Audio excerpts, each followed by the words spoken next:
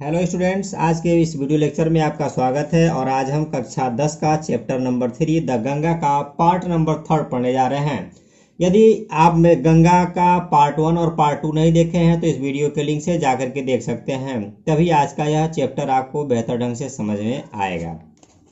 देखें, पंडित नेहरू कहते हैं, and though I have discarded much of past tradition and custom and am anxious that India should rid herself of all shackles that bind and constrain her and divide her people and suppress vast number of them and prevent the free development of the body and the spirit। देखिए क्या कहते हैं, and और दो यद्यपि फिर भी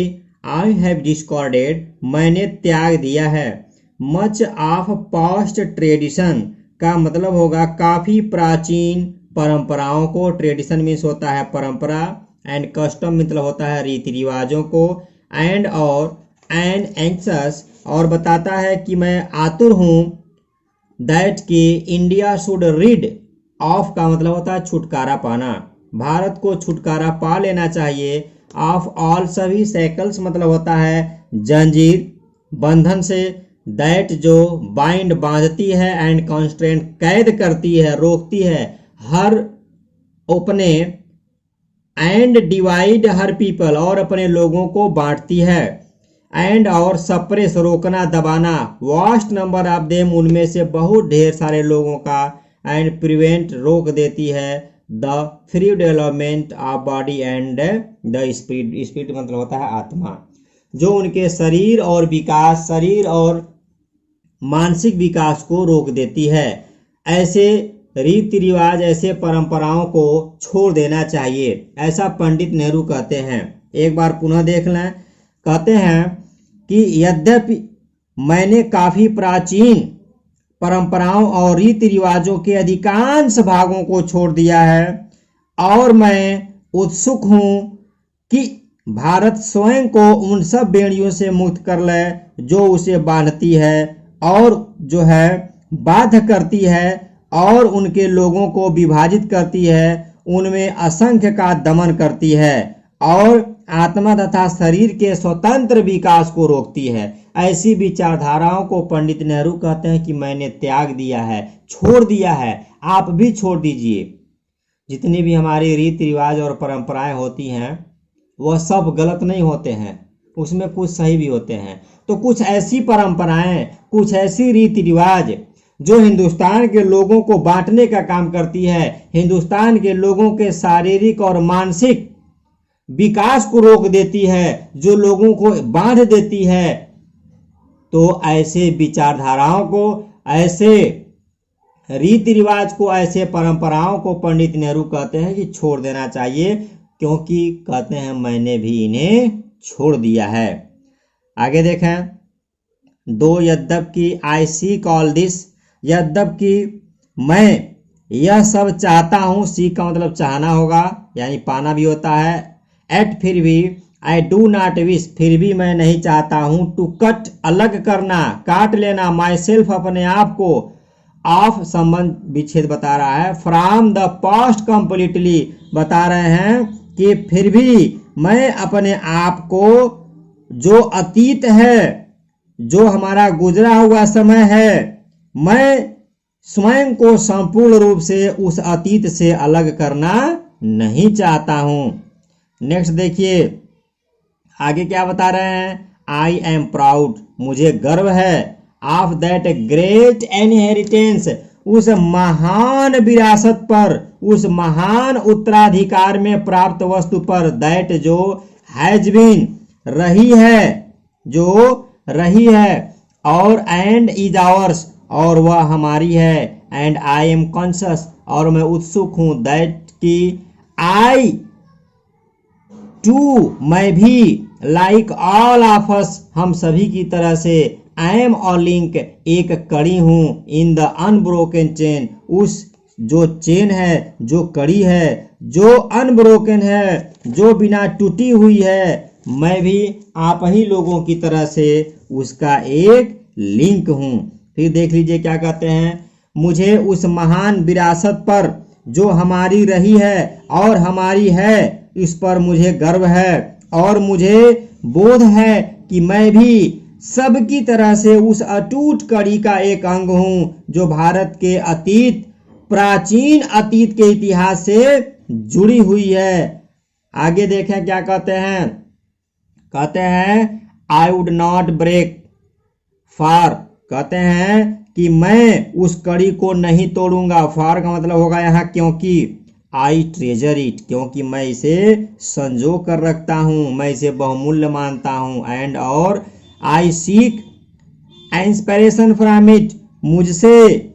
या मैं इन सब चीज़ों से प्रेरणा प्राप्त करता हूं। एंड और as witness of this desire, और अपने इस महान इच्छा के गवाही के रूप में, या मैं अपनी इस इच्छा, और देखिए क्या कहते हैं, इच्छा ऑफ माइन मेरी and as my last homage, मतलब होगा श्रद्धांजलि, to India's culture in inheritance, Bharat की जो हमारी महान सांस्कृतिक विरासत है उस पर I am making this request, मैं यह निवेदन करता हूं, दैट की a handful of my ashes, कि मेरी एक मुट्ठी rock be thrown into the Ganga, Ganga नदी में विसर्जित कर दिया जाए। एट इलाहाबाद, इलाहाबाद में, to be carry to the great ocean, जो महान महासागरों को जाती है ले जाएगी, दैट वॉशेज इंडिया शोर, और यह भारत के तटों को क्या करती है, धोता है या धोती है। एक बार पुनः देख लें, पंडित जवाहरलाल नेहरू क्या कहते हैं कि अपनी इस इच्छा और भारत के सांस्कृतिक विरासत के प्रति मेरी अंतिम श्रद्धांजलि के साक्षी के रूप में मैं आपसे यह प्रार्थना कर रहा हूँ, निवेदन कर रहा हूँ, कहना चाहता हूँ कि मेरी मुट्ठी भर अस्थियां इलाहाबाद की गंगा में प्रवाहित कर दिया जाए, जो उस विशाल सागर में चली जाती है जो भारत के समुद्री तटों को धोता है। आगे देखा क्या कहता है, the major portion of my ashes, बताता है कि जो मेरी राख का अधिकांश भाग होगा, should how ever be disposed of otherwise, उसको निम्न तरीके से उसका निपटारा किया जाए, उसका निपटारा निम्न तरीके से होगा, भिन्न तरीके से होगा। अदरवाइज का मतलब यहाँ होगा भिन्न तरीके से। कैसे होगा, आई वांट, मैं चाहता हूँ, दीज इन्हें यानी राख को, to be carried high up into the air, कि इन राखों को हवा में ऊपर ले जाया जाए, इन एन एरोप्लेन, एक हवाई जहाज में, एंड और scattered from that height over the fields, और वहाँ से भारत की जो कृषि योग्य भूमि है उन पर बिखेर दिया जाए, वेयर, जहाँ, द पीजेंट्स मतलब होगा किसान, ऑफ इंडिया, भारत के, टॉयल कठिन परिश्रम करते हैं, सो दैट, ताकि, they might mingle, mingle means घुलना मिलना, मैं घुल जाऊं, मिल जाऊं, जो मेरी राख है वह घुल जाए, मिल जाए, विद द डस्ट, धूल के साथ, एंड सॉइल, मिट्टी के साथ, ऑफ इंडिया, भारत के, एंड बिकम एन इनडिस्टिंग्विशेबल मतलब होगा अभिन्न, और एक अभिन्न अंग बन जाऊं, पार्ट ऑफ इंडिया मतलब किसका, भारत का। एक बार पुनः आप देख लें, द मेजर पोर्शन से लेकर के पार्ट ऑफ इंडिया तक। छात्रों, यह जो चैप्टर है यह थोड़ा सा टफ है, वर्ड मीनिंग आप याद करें तो आपको और बेहतर ढंग से समझ में आएगा। वैसे मैं आपके सुविधा के लिए वर्ड मीनिंग को लिख देता हूं ताकि आपको समझ में आ जाए, फिर भी आप अपने बुक से, टेक्स्ट बुक से वर्ड मीनिंग आप देख करके लर्न करते रहें, तभी आपको समझ में आएगा। देखें क्या कहते हैं पंडित जवाहरलाल नेहरू, कहते हैं कि मेरी राख का, जो मेरी अस्थियां हैं उनका अधिकांश भाग